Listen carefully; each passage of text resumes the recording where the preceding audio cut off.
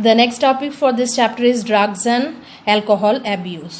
ठीक है, तो इसमें हम लोग किसके बारे में पढ़ेंगे कि जो एडोलेसेंस है, जैसे कि the period between 12 to 18 years of age, जिनका बचपना ख़त्म हो गया है और एडल्टहुड की तरफ बढ़ रहे हैं, ये लोग क्या होता है मेंटल एंड साइकोलॉजिकल को जो डेवलपमेंट हो रहा है इसी टाइम में, यहाँ पर थोड़ा सा कुछ गड़बड़ इन लोगों का दिखाई देता है due to the physiological and the physical changes of the bodies in the people. So ये एडोलेसेंट ग्रुप जो है, इसमें क्या ज़्यादातर देखा जाता है कि जो लोग हैं इस ग्रुप में वो लोग ड्रग एंड अल्कोहल के आदी हो जाते हैं। सो इनको ड्रग्स एंड अल्कोहल का आदत लग जाता है, जो कि छूटना बाद में काफ़ी मुश्किल होता है। तो अभी इसके बारे में हम लोग डिस्कस कर लेंगे कि what are the different types of drugs and all. So let us see now. Drugs मतलब क्या है? This are obtain mainly from the flowering plants और from the fungi also, and this are mainly opioids, cannabinoids and coca alkaloids. These are the name of the drugs. Okay, so this type of drugs that can be taken as a habit, and so many people are acquainted with this type of drugs, which is very bad for the health. If it is habituated, then it is very difficult to avoid this type of drugs. So let us first discuss about the opioids. These are opioids, which are also called the opiates. These are the drugs. This will bind to the opioid receptors, which are present in our central nervous system or gastrointestinal tract. इन दोनों जगह में opioid receptors बोल के कुछ receptors हैं, जिसके साथ ये जो ओपियोइड जब लेते हैं तो ये बाइंड हो जाता है। सो दिस ओपियोइड्स और ओपिएट्स कहाँ पर बाइंड होगा? ओपियोइड रिसेप्टर से, जो कि कहाँ पर है? सीएनएस और गैस्ट्रोइंटेस्टाइनल ट्रैक्ट में। ओके, अब इफेक्ट क्या है? नार्कोटिक इफेक्ट है, ड्रग्स है तो नार्कोटिक इफेक्ट होगा, और एनाल्जेसिक भी है, सीडेटिव भी है, नींद आने वाला, और एस्ट्रिंजेंट भी है। ये सब इफेक्ट्स है इसका। तो उनमें से ओपियोइड्स का कुछ एग्जाम्पल स्टडी कर लेते हैं, जैसे हीरोइन, और इसका दूसरा नाम स्मैक भी है। ये वाइट कलर का होता है और मेनली डायएसिटाइल मॉर्फिन होता है केमिकल कंपोजिशन में, और ये थोड़ा सा बिटर भी होता है टेस्ट में, और इनका कोई स्मेल नहीं होता है। और ये क्या? It's obtain from the acetylation of morphine and is what? It is diacetyl morphine. Morphine को एसिटाइल करने से क्या मिलता है? हेरोइन। ठीक है, और ये कैसे बॉडी में लिया जाता है? जनरली इंजेक्शन से या फिर स्मेल से, स्नॉटिंग से लिया जा सकता है। Next example is morphine, which is obtain from the Poppy plant. This is also a sedative and this is also used for painkiller. Next group is cannabinoids. There are cannabinoid receptors in the brain and these cannabinoids are obtained from the hemp plant. और body में लिया कैसे जाएगा? सूंघने से, और फिर orally भी लिया जा सकता है। Next we come to cocaine. This is obtain from the coca plant. Coca plant से मिलता है, सूंघने से लिया जाता है, और ये काम करता है, this is interfering with the transport of dopamine. Neurotransmitter का ट्रांसपोर्ट से ये इंटरफियर करता है, and this gives energy and also hallucination. कुछ नहीं है लेकिन वो दिख रहा है, ऐसा कुछ फीलिंग होता है कोकेन लेने से. Okay, next is hallucinogens. This is also another type of drug. ये धातुरा प्लांट से मिलता है, और ज़्यादातर इसको क्या बोला जाता है? LSD, which is very powerful. Okay, ये जो ड्रग है इसका नाम क्या है? LSD, और ये मोस्ट पावरफुल हेलुसिनोजन है. और ये कहाँ से मिलता है? फंगी से, विच इज़ क्लैविसेप्स. और ये किस जगह पर काम करता है? जहाँ पर इफेक्ट करता है, this is the cerebrum, the main part of the brain, and also the sense organs. So इसके लिए इसको क्या बोला जाता है? साइकेडेलिक ड्रग, जो कुछ फीलिंग्स को जगाता है, कुछ इमोशंस, कुछ थॉट्स जो फॉल्स है, लेकिन ये ड्रग लेने से लगता है कि ये सब कुछ सच है. तो सेरिब्रम को अफेक्ट कर देता है, तो सोचना, सब सेंस ऑर्गन्स का फीलिंग्स सब कुछ ख़त्म कर देता है, और दूसरा कुछ इमोशंस जगा जाता है जो कि सच नहीं है. Next we come to the tobacco. This is obtain from the tobacco plant. तंबाकू जो है स्मोक कर सकते हैं, चबा के ले सकते हैं, स्नाफिंग भी किया जा सकते हैं सूख के. और जिसमें क्या है, निकोटीन। और निकोटीन लेने से क्या होता है, blood pressure and heart beat बहुत ज़्यादा बढ़ जाता है। सो ये काफ़ी हार्मफुल है टोबैको लेना in the form of smoking और by chewing also. Now next we come to the effects of tobacco. This is what it causes: lung cancer, then urinary bladder cancer, throat cancer. It can cause ulcer, oral cancer, and also leads to oxygen deficiency where the person cannot breathe. सांस भी नहीं ले सकता वो। कुछ और drugs का नाम ले लेते हैं: barbiturates, amphetamines, benzodiazepines, which causes what, mental illnesses. इसको लेने से जो ड्रग्स मेंटल इलनेसेस के मेडिसिन के हिसाब से लिया जाता है वो बाद में जाकर मेंटल इलनेस भी क्रिएट कर सकता है। Like when the patient is not coping up with this and they are suffering from depression, then ये सब मेडिसिन दिया जा सकता है। लेकिन ये ड्रग्स के हिसाब से बहुत लोग यूज़ करते हैं नशा होने के लिए। Reasons for taking drugs, reasons क्या है? एक दूसरा जो दोस्त है या फिर सोसाइटी है वो प्रेशर डालता है कि तुम ये लो तो ले लेना। This is social and peer pressure. Curiosity की है क्या, लेके देखते हैं, ऐसा क्यूरियोसिटी। स्ट्रेस अवॉइड करने के लिए बहुत लोग लेते हैं। जीवन बहुत ही हार्ड है, मुझसे ये नहीं होगा, ये सब सोचने से इमोशनल होके भी ये सब कुछ ड्रग्स का आदत सबको लग जाता है। जो फैमिली इसको अवॉइड करता है, avoiding nature of the family, मतलब कुछ फैमिली जो है बच्चों से बात नहीं करता, उसको अकेले छोड़ देता है, आइसोलेशन रख करके रखता है, एकदम अकेले रहता है बच्चा, तब ये कर सकता है।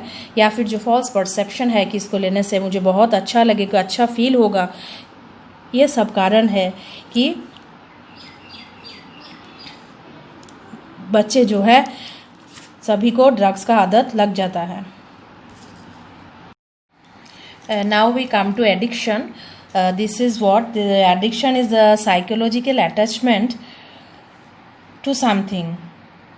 Okay, now if you are addicted to television, like you are psychologically attached you are psychologically attached to television, and you cannot do any work, you cannot concentrate on any work without watching the television. This way, that means you are restless when you don't see the television, like this.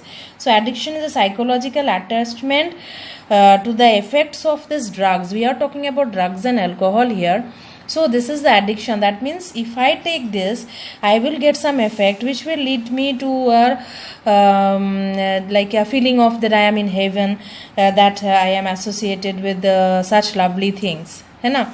तो addiction क्या है? मतलब अभ्यास, जिसको लेने से लत लग जाना, ऐसे बोलते हैं ना कि ऐसा। तो ड्रग्स या अल्कोहल लेने से ऐसा कुछ फीलिंग, ऐसा अच्छा वाला फीलिंग आता है जिससे लगता है कि I am in the highest in the world of haven, जैसे स्वर्ग में हूँ और मुझे सब कुछ अच्छा अच्छा दिख रहा है, सब कुछ मिल रहा है, ऐसा फीलिंग्स, ठीक है। और जो लोग रेगुलरली ये सब लेते हैं उसका पूरा एडिक्शन हो जाता है, और कभी भी ये जो हैबिट है ड्रग्स या अल्कोहल लेने का, यह कभी छूटता नहीं, और रेगुलरली ये लोग लेते ही रहते हैं, चाहिए या ना चाहिए। फिर भी इनको मतलब बॉडी में एक्सेप्ट करता है या नहीं करता है, फिर भी जो एडिक्टेड है वो लेने के लिए ये सब चीज़ें पूरा पागलों की तरह करते हैं। और ऐसा देखा गया है कि एक बार लेने से ही, कोई भी अगर आदमी एक बार ड्रग्स का कुछ टेस्ट किया हो मुंह से या इंजेक्शन से भी, तो उसको एडिक्शन हो सकता है, ठीक है। इसलिए रेगुलर लेना वो लोग स्टार्ट कर देते हैं। Now next is dependence. So this is a tendency of the body. Dependence is what? This is a tendency of the body to show unpleasant and characteristic what? Withdrawal symptom. Withdrawal syndrome क्या है? अगर ये जो लत है या जो habit है इसको छुड़ाने का कोशिश कर रहे हैं, तो अचानक से क्या हो सकता है, कुछ सिम्टम आएगा तुरंत ही। जैसे कि अगर ड्रग को डिसकंटिन्यू किया जाए तो तुरंत कुछ सिम्टम आएगा, लाइक जैसे एंग्जाइटी होगा, शेकीनेस, बॉडी पूरा कांपने लगेगा, पेट में दर्द होता है, उल्टियाँ, और पूरा पसीना पसीना हो जाता है आदमी, because of the withdrawal syndrome, ठीक है। और ये क्या है? मतलब ये पूरा लाइफ को ख़त्म कर सकता है, क्योंकि अचानक से अगर ड्रग्स कोई लेता है और अचानक से उसको बंद करवा दिया जाता है तो ऐसा सिम्टम्स देखा जाता है विच इज़ वेरी फेटल, आदमी मर भी सकता है। ठीक है, तो काफ़ी ख़तरनाक है ये सब, तो इससे दूर रहना ही सबका उचित होगा। और कोई भी सिचुएशन में अगर इसको लेना है, अगर कोई फोर्स करता है तो उसको फोर्सिबली अवॉइड करना है, मतलब नहीं तो डेथ इज़ फॉर श्योर, और पागलपन तो उसके साथ है ही, है ना। तो अभी हम लोग थोड़ा बहुत एफर्ट्स के बारे में भी डिस्कस कर लेते हैं कि बहुत ज़्यादा जो ड्रग्स या अल्कोहल लेते हैं, एडिक्टेड है, तो उनका क्या इफेक्ट्स हो सकता है।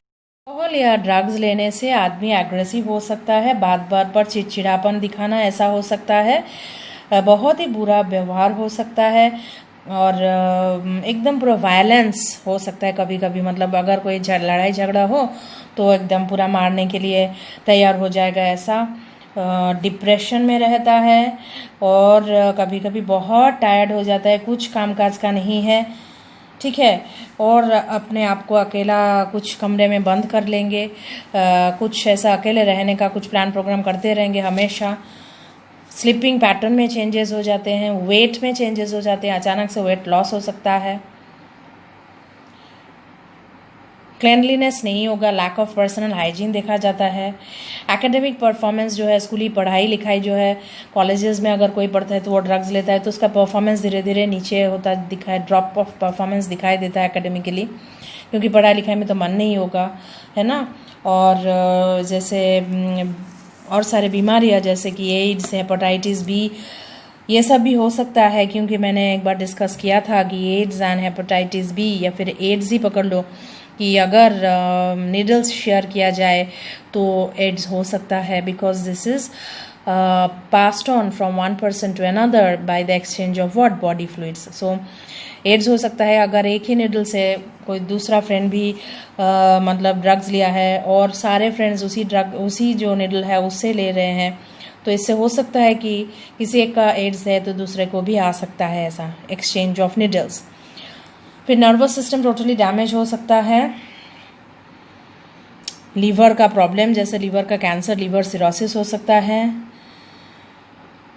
और टीन एजर्स में एक्ने का प्रॉब्लम बहुत ज़्यादा होता है, पिंपल का प्रॉब्लम ज़्यादा होता है, लेकिन ड्रग्स लेने से बहुत ज़्यादा फेशियल एक्ने हो सकता है।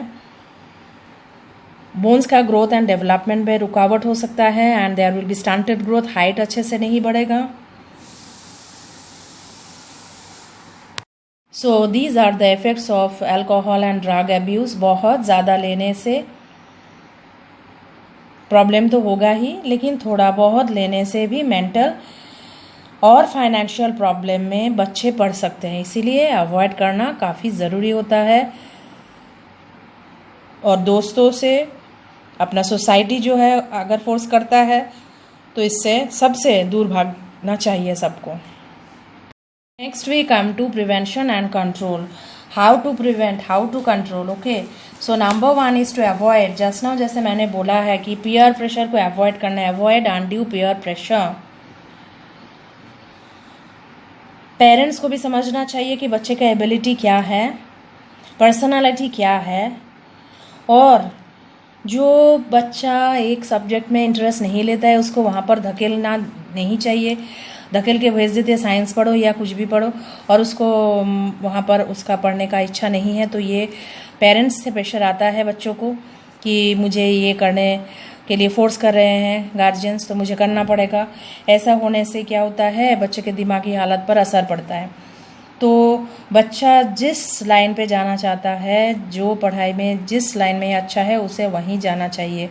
पेरेंट्स को ये समझना होगा, और टीचर्स को भी उनको धीरे धीरे बच्चों को समझना है, इंक्लूडिंग द फ्रेंड्स जो भी प्रेशराइज करते हैं, सबको ये सब अवॉइड करना है। अनड्यू पीयर प्रेशर कभी भी नहीं लेना है, पेरेंट्स को भी प्रेशर नहीं देना है बच्चों को, टीचर्स को भी बहुत सारे एक्टिविटीज़ से बच्चों से जुड़ा हुआ रहना चाहिए, ताकि बच्चे अकेला फील ना करें, और जो भी प्रॉब्लम है धीरे धीरे वो लोग सॉल्व करें।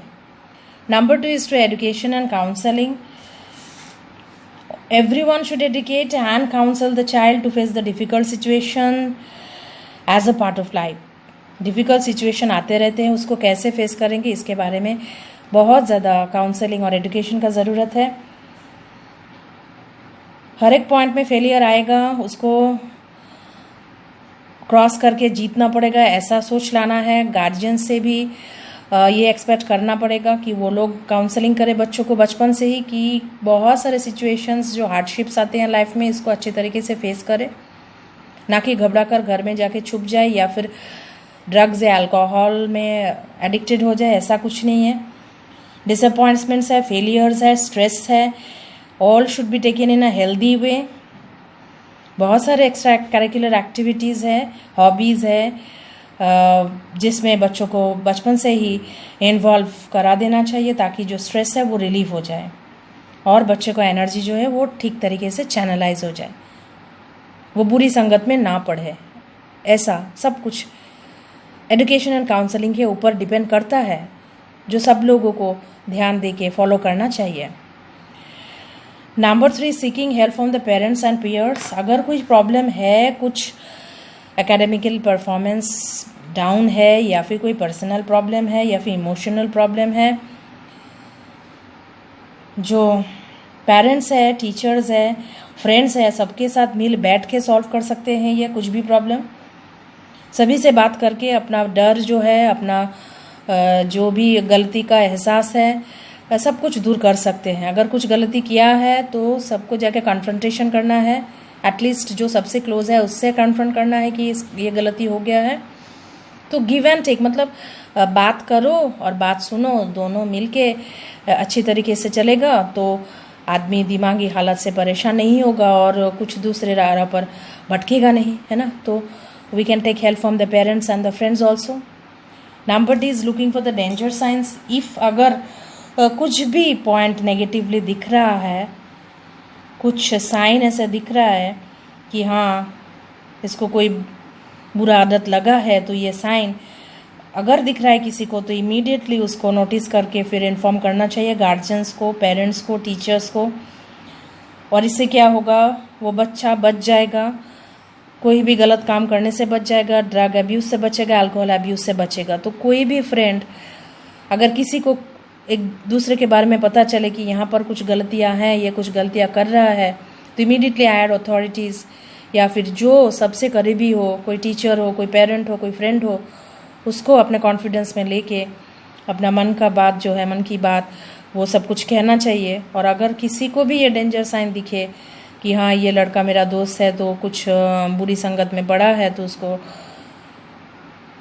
सबका नोटिस में लाना चाहिए और उनको कोशिश करना चाहिए कि वो फ्रेंड जिसको बुरी आदत लगा के उसको छुड़वा सके।